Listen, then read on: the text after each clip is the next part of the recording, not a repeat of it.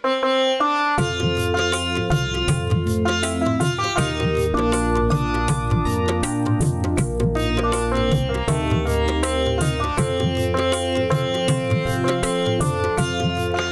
শুরু হয়ে যায়নি তো? এই বড় ভাগে একটু ধরো না। এক্ষুনি আরম্ভ হবে। তো মহেশ, তুমি এত দেরি করলে কেন? নন্দু হালিকরের কাছ থেকে একেবারে বসে থেকে বানিয়ে নিয়ে এলাম। সেই কোন সকালবেলা বাড়ি থেকে বেরিয়েছি বলেন তো। এই বড়দা কোথায়? বড়দা, এই বড়দা। ওই জানি জানি জানি কেন এত হাকডাক করছো জানি, কিন্তু আগে পুজোটা হোক, তারপর তো প্রসাদ নাকি? তা তো বটেই, কিন্তু না না আমি জানি পুজোর জন্যই মিষ্টিগুলো আনা, কিন্তু পছন্দগুলো কিন্তু আপনার।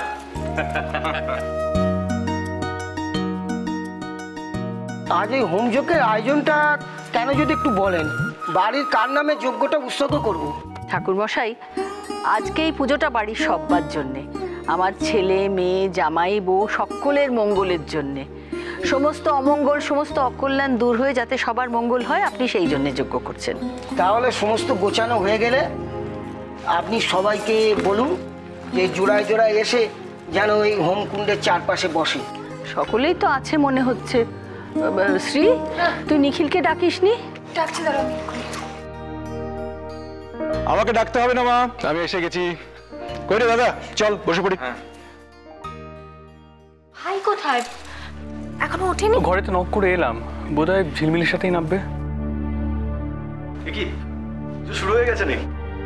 এ কি রে, তুই একা এলি? বৌমনি কোথায়? ও আসছে মনে হয়। তাই মনে হয় মানেটা কি? হ্যাঁ, তোরা কি আলাদা থাকিস যে জানিস না তোর বউ কোথায়? আচ্ছা, কালকে দেখলি অভ্র এত বড় একটা কাণ্ড ঘটে গেল, তারপর তো বউটার সাথে আড়ি করে বসে আছিস, তুই কি রে? পিসিমণি, এরা দুজনেই না বড্ড ছেলে মানুষ। আমি বলছি তোমাকে, কাল একজন লাইফ রিস্ক করছিল, আর একে দেখো অভিমান করে বসে আছে। আচ্ছা রাঙা, তুমি ওদের একটু বোঝাও না কেন বলো তো? কর্তামশাই, আমার কর্তামশাই কিন্তু একেবারে ছেলে মানুষ নয়, ওর যথেষ্ট বুদ্ধি আছে, তাই না? ও ঠিক জানে বৌমনি ওকে কতটা ভালোবাসে, আমাদের পরিবারকে কতটা ভালোবাসে। আর দাদুভাই সব কথা কি বুঝিয়ে বলতে হয়। মা, আপনার প্রশ্রয় পেয়ে পেয়ে ওরা যে অবস্থা, ওই জন্য ঝিলমিলের সঙ্গে এরকম ব্যবহার করে। তুই নিজে এলি, ওকে নিয়ে এলি না কেন?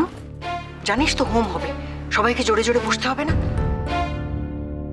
ভাই ভাই দিদিভাইকে নিয়ে এসো, এই পুজোটা বাড়ির মঙ্গলের জন্য, সবাইকে থাকতে হবে এখানে। বাড়ির মঙ্গলের জন্য হোক বা সবার মঙ্গলের জন্য, তার জন্য আমি একাই যথেষ্ট, আর কারো দরকার নেই।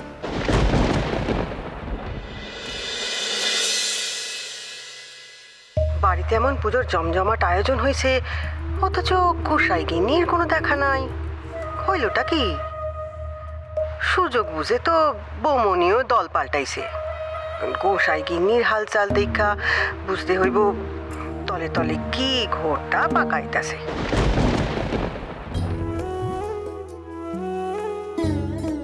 মধুর, ফলগুলো এনেছি, একটু কেটে দে না রে, আমাকে আবার চন্দনটা বাড়তে হবে। তা কাটতাছি। নিয়ে আস। ও হ্যাঁ, শ্রী বুটিটা। ও দিদি, শিখা বেয়ানরা এখনো আইলো না, বাড়িতে এত বড় পূজা, ওনারে কওয়া হয় না? ও মা, তা কেন?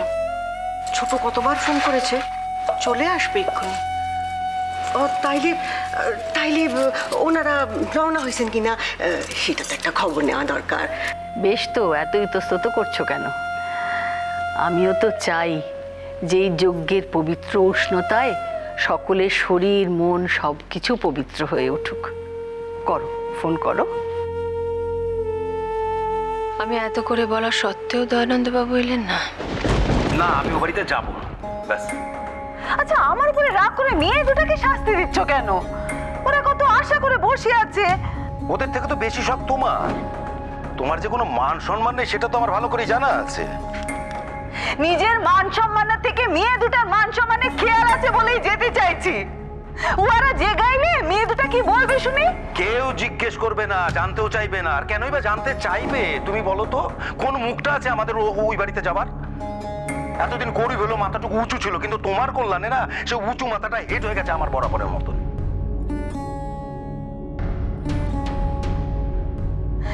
এটাই শোনা বাকি ছিল তাহলে।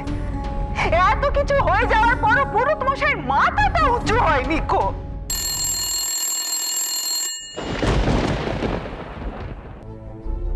না বাবা, আমি ফোন ধরবো না। আমি মিথ্যে কথা বলবো না বলে ঠিক করেছি। মিথ্যে কথা বলে আমি নিজের পাপ বাড়াবো কেন?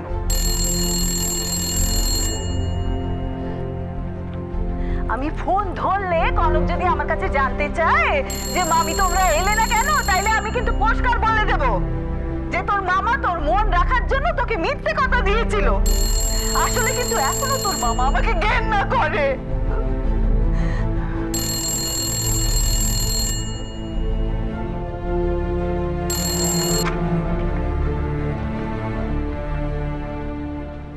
হ্যালো, আমি শিখা দিদির বান্ধবী কইতাছিলাম, মাধু। ও হ্যাঁ, বলুন বিয়ান, বলুন। শিখা দিরে একটু ডাইকা দেবেন? আসলে ও তো এখন এখানে নেই, আপনি বলুন কি বলতে হবে, আমি ওকে বলে দেবো। আপনাকে তো এখানে ইনভিটেশন ছিল, তো আইলেন না এখনো। সবাই তো চিন্তা করতেছে শরীর টরীর খারাপ হয় নাই তো? না না, ওই শরীর ঠিকই আছে। তাইলে আইলেন না কেন? এই বাড়িতে এত বড় পূজা হইতাছে, সবাই না আইলে ভালো লাগে। না মানে বলছিলাম কি, সকালবেলা একটু সমস্যা থাকে, সেটা তো আপনি বুঝতেই পারেন বিয়ান। আমি রাতে যাব। রাতে? এইটা আপনি কি কইলেন? আপনারা তো আপনজন, এইরকম কইলে হয়? মাধুমাসি, কি হয়েছে? আর তোমার মামা দেখো না কি কইতাছে, বোঝাও তো বোঝাও। মামা কি হয়েছে? তোমাদের শরীর ঠিক আছে তো? আর এখনো এলে না কেন? মা, তুই ভালো আছিস তো মা? আমি খুব ভালো আছি মামা, কিন্তু তোমার গলাটা এরকম কেন শোনাচ্ছে? মামি কোথায়? এখনো মামির দিক থেকে মুখ ফিরে রয়েছো তো? আমার জন্য মামিকে কেন কষ্ট দিচ্ছ মামা? সব তো মিটে গেছে। কনক, আজ একটা শুভ দিনে তুই এসব মনে করিস না তো। তুই সুখে থাক, সেটা তো আমি চাই কনক। আমি তখনই সুখী হব যখন তোমরা দুজনে মিলে এখানে এসে আমাকে একসঙ্গে আশীর্বাদ করবে। হ্যাঁ হ্যাঁ, যাবো তো রাতে। আর আমার কনক মাকে রানীর বেশে কেমন লাগে দেখবো না? যাবো রাতে যাবো মা। শোনো মামা, আমি কোনো কথা শুনবো না, তোমরা এক্ষুনি আসবে ব্যাস।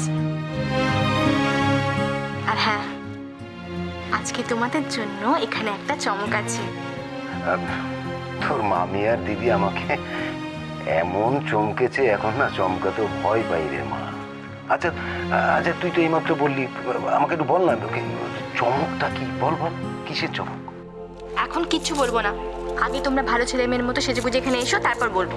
আচ্ছা, আসছি। এই তো পুরুত মশাইয়ের ভীষ্মের প্রতিজ্ঞা একটা ফোনে টলে গেল। এবার ও বাড়ি যাবো, এমন মঞ্জা দেব না, চৌধুরী গিন্নিরও তাক লাগিয়ে দেব। কি বিচ্ছিরি দেখতে হয়েছে আমাকে।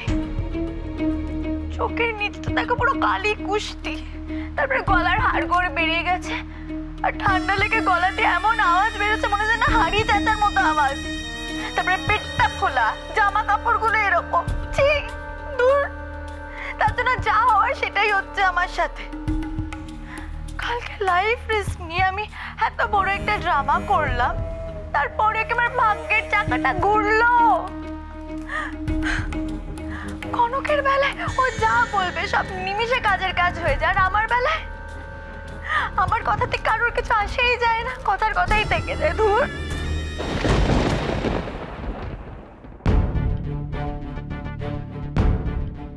ছোট মা, আপনারা আমার কথাগুলো আবার কিছু শোনেনি তো?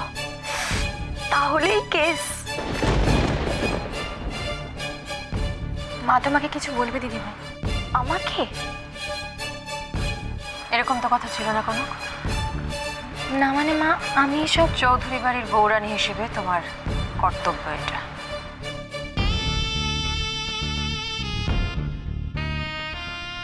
এগুলো নাও দিদি ভাই। এগুলো এগুলো আবার কি? আজ থেকে তোমার এই সাজ শেষ দিদি ভাই। মানে? তুমি এ বাড়ির বৌমণি দিদি ভাই, তাই আবার আগের মতো এ বাড়ির বৌমণি হয়েই থাকবে।